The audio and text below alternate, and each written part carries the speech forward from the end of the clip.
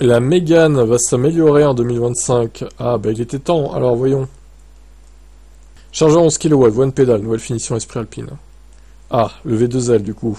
Enfin le V2L sur la Mégane. Bah dis donc, hein, c'est pas trop tôt. Hein. La R5 et la R4 long, donc il était temps qu'elle l'ait aussi, quoi. La borne Mobilize Verso Powerbox peut injecter de l'électricité au réseau électrique lorsqu'elle est chère.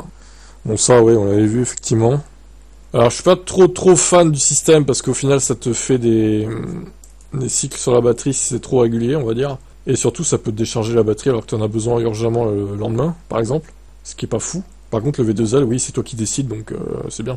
La voiture propose toujours en option un chargeur embarqué 22 kW. La recharge DC reste maxi à 130 kW. Ah, c'est dommage que... Alors, sauf s'ils ont amélioré la courbe de recharge. Mais ouais, le chargeur 22 kW, attention, quand même se renseigner si c'est compatible V2L aussi, parce que j'ai cru comprendre que c'était plutôt les chargeurs 11 qui étaient compatibles V2L, les 22 ça pourrait poser problème. Bon, je sais pas si c'est vrai ou pas, mais à se renseigner. Sur les versions équipées du freinage régène avec palette au volant, la Mégane E-Tech est désormais dotée du système d'un 5e niveau de régénération, la fonctionnalité One Pedal, permettant de contrôler à la fois l'accélération et le freinage avec la seule pédale de droite. Plusieurs avantages à cette fonction très attendue, réduction de l'usure des plaquettes de frein, amélioration de l'autonomie, etc. Ouais, c'est bien ça.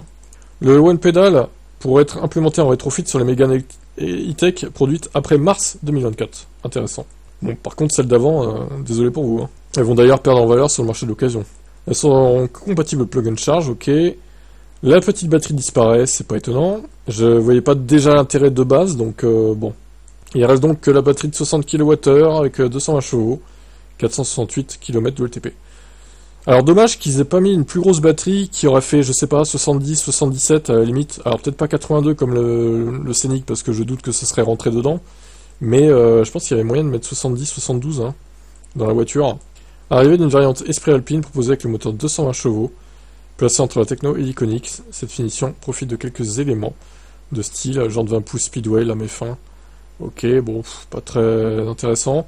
La gamme est simplifiée, plus de petites batteries, plus de variantes évolution, plus de 130 chevaux en conséquence. Le ticket d'entrée passe. Alors oui, mais par contre ça augmente du coup. Oula, oui. Ouf.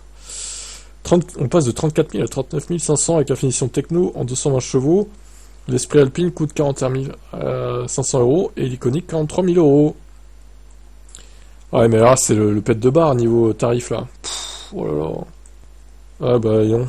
Franchement, ça c'est décevant par contre. Hein. 39 500 € quoi. Par rapport à la concurrence, hein, encore une fois, c'est moyen. Hein. C'est moyen, c'est moyen.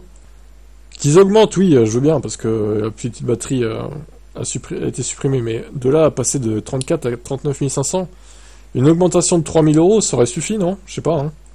Pourquoi avoir supprimé la version Evolution 130 chevaux aussi, au final? Elle était bien cette petite version, pour ceux qui veulent pas une fusée spécialement de 220 chevaux là.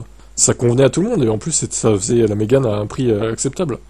Ouais, là je comprends pas la strat, mais je pense que c'est pour éviter de se prendre des parts de marché internes avec les R4 du coup et potentiellement la R5. Bon, la R5 est plus petite par contre. Ce serait plutôt la R4.